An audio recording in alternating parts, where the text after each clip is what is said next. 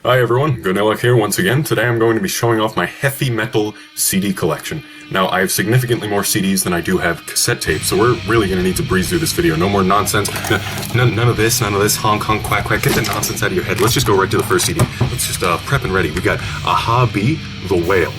It's got a whale on the front, whale on the back, whale on the inside, whales all around. If you're a whale watcher, this is the album for you. Do not pass up on The Whale.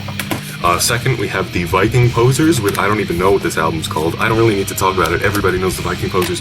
Let's move on. Archenemy, another very popular band. They've actually gotten accusations for being popular just because they have an attractive front woman. But I'm actually going to give a dissenting opinion and say that she's really not all that attractive. I mean, nice cheekbones, but I wouldn't want to look at those eyes for too long. At the Gates, no idea what this is. Who put this there? The Axis of Pennsylvania. Silent Hill inspired noise. Noisy, blackened, gross, disgusting garbage. Absolutely abominable. I love it. Just check it out. Seriously great stuff. But moving on from the mainstream stuff to some more selective cuts. I found this last year. There were actually only 2 copies of the CD ever made. There's only one other of these in someone's collection. But despite being rare, I have to be honest, it's really nothing special. You can pass up on this. Maybe check it out if you're bored one day. But nothing vital. The Candle Kids. Down, down, down. That's the only song I know by them. Yeah, doomy gloom. Moving on to Cabbage Segregation, Blue Boys on the Beach. One of the first albums that I ever obsessed over.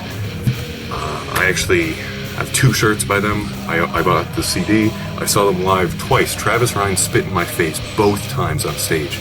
It was amazing. Skipping on to Dog Milk. Some more Doomy Boys. This album really means a lot to me because it's called Garden of Worm. Not plural. There's only one worm in this whole garden, but it's special enough to be what the garden is named after. Garden of Worm. Then you move in, and they're nice enough to include the back half of Dog Milk. So this is really a collector's item. You get everything in one nice little package. Moving on to some of my Arizona buddies, Gate Creeper. They make some sloppy, doom, dripping death metal. Yeah, it's all like desert themed. At least this particular album. Yeah, they got the dark cowboy. You don't get much more western than that. Pretty nice cover art, I would say. I don't know. Not everybody's going to agree with that. Delicious. Moving on. Hypocrisy. These guys, really unique band. They actually started off without a band name at all. They released a few albums with no band name at all, and they had a song called We Hate Electric Skulls, and then they released this album, and all their fans cried Hypocrisy, and they were like, oh, that's a cool band name. So that's the origin of this band, if anyone's curious. If you want high-resolution photographs of the band members, they got you covered. That's just thrown right in there. So definitely pick this up no matter who you are. I think you're legally obliged to, actually, so I shouldn't even be saying that. You just have to. Oreos. Not a fan of them. I prefer Chips Ahoy. Even though Chips Ahoy are also trash. Like, you shouldn't be buying prepackaged cookies. Just make your own, for Christ's sake. Mugwa! Molto bene, Mugwa. Polish black metal. Presents. What do I gotta say about this? It's sad, it's philosophical, it's got a creepy old man on the cover. That is everything. That's everything to me. How much time do we have left? Morbid Angel. Scary Books. Let's move right on to Pantera, their most aggressive album by far. Snakeskin on a Sunday afternoon. They went from Westerners, from Hades, all the way up to this, and They really diversified the metal scene when they had a snake as the vocalist for this one. Really, really a game changer.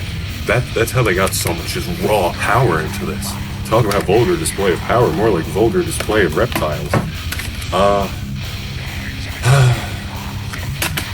This album's bad. I don't want to talk about this one. This one is good. Salt Crumbs in the Salt Mines by Slavery. Parental Advisory. Please be careful with this album. It's a little hot to the touch. But it's good. It's It's a good one. Civil War. This is like Sabaton, but good. I like Sabaton, to be honest. I know a lot of people don't. But this band is like 90% ex-Sabaton members, and they all went on to do something better. So if you're a fan of cheesy, overproduced historical power metal, check these guys out. Coffin Dust. If your band name is anything about a gross grave, like tomb mold, coffin dust, you don't even need to record anything. You're already a solid band. You're already making headlines. The fact that they actually have good music, that's just the icing on the cake, but that's going the extra mile. You don't need to do that. If you want to do like a sloppy morgue, if you want to call your band that, you're making it onto some top 10 lists, no question. Creature Feature is not metal. They're Halloween. That's their genre. This is a special album to me because it is actually autographed. I have no idea who autographed it, but the fact that someone actually took the time to do that, regardless of who they are, really hits me in the dancing skeleton on my shirt. Crowbar, I love these guys. I'm lying to you. I've listened to this like once. I got it for 10 krona in Sweden. Dimmu Borgir's debut album, Shirtless Goats. This was a game changer for black metal, because everybody was wearing shirts in the scene, and there was definitely something missing. If you go back to Dark Throne, Mayhem, Ghost BC, any of the second wave Norwegian black metal bands, there's just something off about the music, and you know what it is? They're all, for the most part, wearing shirts, but Dimmu Borgir, look at that, even on the back, just no restrictions, just all the way. Sleeping Babies. I did not realize that this was a cover album when I bought it, but hey, they're good covers, especially their Bolt Thrower cover. Gotta love advertisements just stuffed into the CD. That really makes me happy. Thanks, Relapse Records. Oh no! Oh no! Okay. This, no band name, no album name, no songs, completely blank CD. One of my all-time top 10s. Okay, up next we have... What's that? Oh my god, you're right. Okay, we are almost out of time, so we really got to speed this up. We have Michigan State Regulations, Feel the Misery. This one is coming into effect in the back half of 2018, so if you live in Michigan, be ready for that. Nails, best melodic post-black grindcore, under the water, loop-de-loop, exquisite mamacita, gluten-free, Bishop Boy, don't go under the chapel. How many times do I gotta tell you that? Almost the catacombs of Nephren God, block, search, vengeance. In their darkened shrines. I don't know if they ever used that line on this album, but I like Nile. I do like Nile.